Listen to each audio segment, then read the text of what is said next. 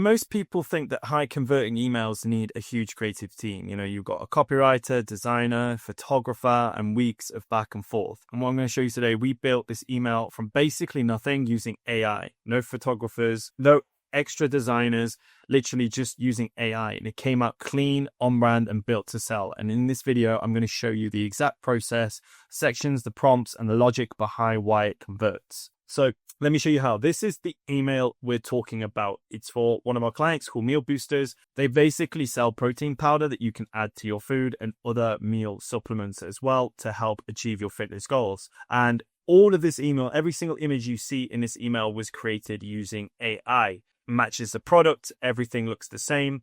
And to get the same level of quality and the same result, using a photographer, we would have to pay thousands and thousands of dollars to get the same production quality. We were able to do this without spending that much money. It literally cost nothing apart from a ChatGPT subscription. And at the same time, we were able to produce 10 to 20 to 30 different images that we could then use in other emails as well. So let's get into today's video. But first of all, why can you trust me? So quick context, I run retention here at Hayes Media, where we build email and SMS for 7, 8, and 9-figure e-commerce brands. So this isn't just an AI demo. This is exactly how we ship campaigns faster without dropping on the quality. You can see some of the emails here that we sent out with campaigns. Again, some of these use AI images that I'm talking about today. They're generating over $1,000 per email. And if you want to see more about how we achieve this and what we do for our clients, you can on our website, haysmedia.co. Here, you can book a time to chat. We're actually giving away free complimentary retention audits right now, where we will find any money leaks in your retention system and help you highlight the best opportunities to grow your revenue starting now. So if you want to book a time to chat, click the link below or head over to our website and you can find out more about Hayes Media. So let's get into today's video. First section, the hero. This is where basically most emails fail. This is the most important part of your email. They either can look too generic or they don't communicate clear the reason to buy. They don't look desirable enough to basically click through and make a purchase. So what we did is we took 2 product images that we got from the website on the product page. We used Nano Banana and used it to generate a realistic hero shot. Then we layered brand and conversion elements on top. So here you can see the prompt that we use. Feel free to take a screenshot of this, but essentially this is quite personal to our brand, so you will need to obviously tweak things a little bit.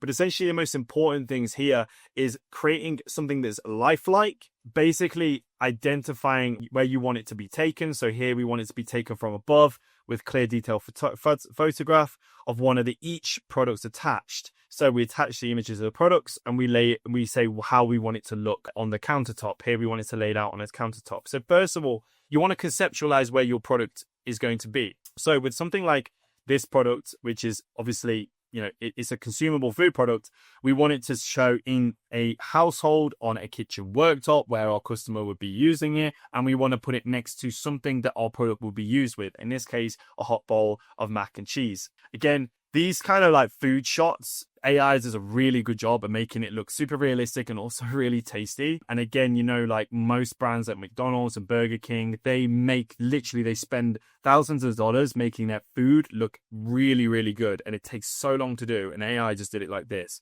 So, we didn't tell it specifically what we wanted the mac and cheese to look like. We just wanted it to look good and delicious, but not too polished and highly detailed. We identifying what kind of camera. So most photo shoots are using a DSLR camera. So that's what we wanted to do here, where it's a perfect product for photography. You can replace this with, if you want a UGC shot, you can make it look like it's captured on an iPhone or a Samsung camera. But in this case, we wanted it to look professional, so we used DSLR. Use the packaging and all the information on the packaging exactly as you find them and as they are in the image. Now, this is important. You need to tell the AI to use exactly what the grammar, the language, everything that the ratio of the product, everything that the product is in the image. That's why it's so important to feed the AI with exact product images. The reason for that is because AI will hallucinate and it will sometimes change the text, change the sizing of the product and the portions of it. So you need to make sure that it uses exactly what's in the image. And then for scale, to make sure that if the product looks accurate around the other product we're talking about, which is a mac and cheese here,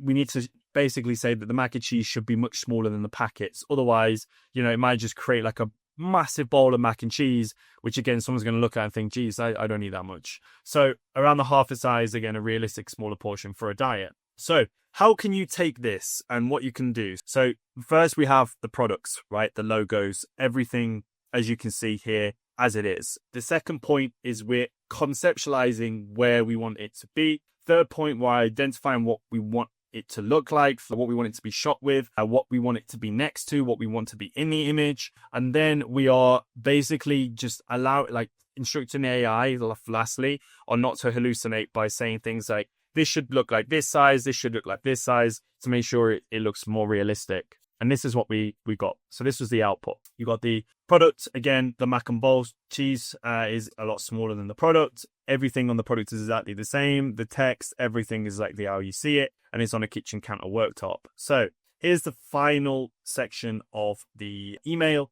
We've got the logo immediately to identify the brand, then a headline focusing on the main benefit, which is double the cheese for the fewer the calories. And then we added a CTA button here to basically go and shop through. So really super clean, super nice header. And I think if you follow these three things in a header, clear logo and a headline that nails the core benefit and a CTA that tells you exactly what you're shopping for, you can literally read those bullets before you scroll. So everything is in the top fold, right? Notice the order. You've got brand recognition, benefit, action. Brand recognition, benefit, action, and that is the flow that we take in our headline, and that's the flow that we take in our hero sections. Section 2 was the product feature section. So here's actually where you earn the click after the hero section if you haven't already got the click. So we used the same 2 website images again and ran 3 prompts to generate variations and supporting visuals. So the first prompt is, again, we've already given the images, so AI knows the product now. Here we want to skip into where do we want this to be. So we're creating a real live image, flat lay, taken from above, clear detail photograph. One of the meal booster pack is attached, laid out together on a countertop right next to a bowl of hot mac and cheese. They look super delicious. Sorry, delicious, but super delicious. So this bit is very, very similar to the last part, but we're just picking one of the products. And again, it just did a slight variation on the mac and cheese. And then this one, we wanted to do, again, everything pretty much the same. The main difference here is the different color products. So here we're using white cheddar instead of cheesy cheese. So it's a different product. And then also the next, what this would be used on. So here we're putting it on scrambled egg on sourdough toast that looks super delicious. Looks delicious and super realistic. And then AI actually did this, added these details on by itself, which was really nice. The third prompt is create a lifelike, again, same intro, but here, so we get the same background, similar background as what we've been using. But here we want to have a hand is holding a tortilla chip dipped with a creamy dip topped with chopped chives. So this isn't our product necessarily, but it relates a lot to our products. And again, it's something that it will be used with. So here is the final product section. So we added clear labels for each image, identifying the specific recipe application. We established a clear visual hierarchy by grouping the flavor variant directly with the corresponding meal image. So whatever we're saying on mac and cheese relates with the other image, right? And when we're saying crispy scrambled eggs, the image relates to that. And then dips and sauces is relating to that as well. So just to recap, we did 3 things here. Clear labels, so you instantly get what each image is showing, the mac and cheese, the cheesy scrambled eggs, etc. Keeping a clean visual hierarchy, and then a CTA at the bottom of the section, because once they've seen the examples, that's the moment where they're ready to act. Now, this part matters. You're not forcing them to imagine how to use a product. You're actually showing them in the email, right?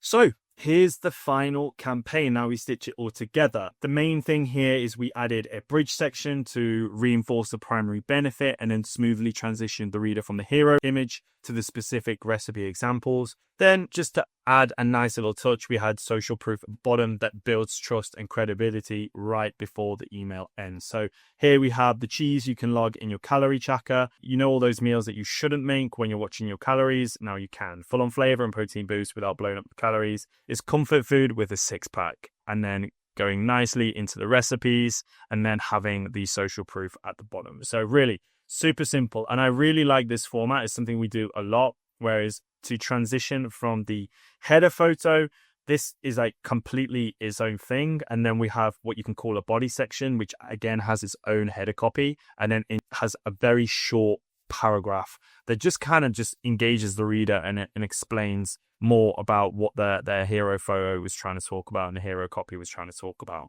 Now, you can copy this format. You can go ahead and steal it. I think most people, when they see emails like this, what they'll do is they either do one or the other. They'll do the hero or they'll do the product, and then they'll just stop.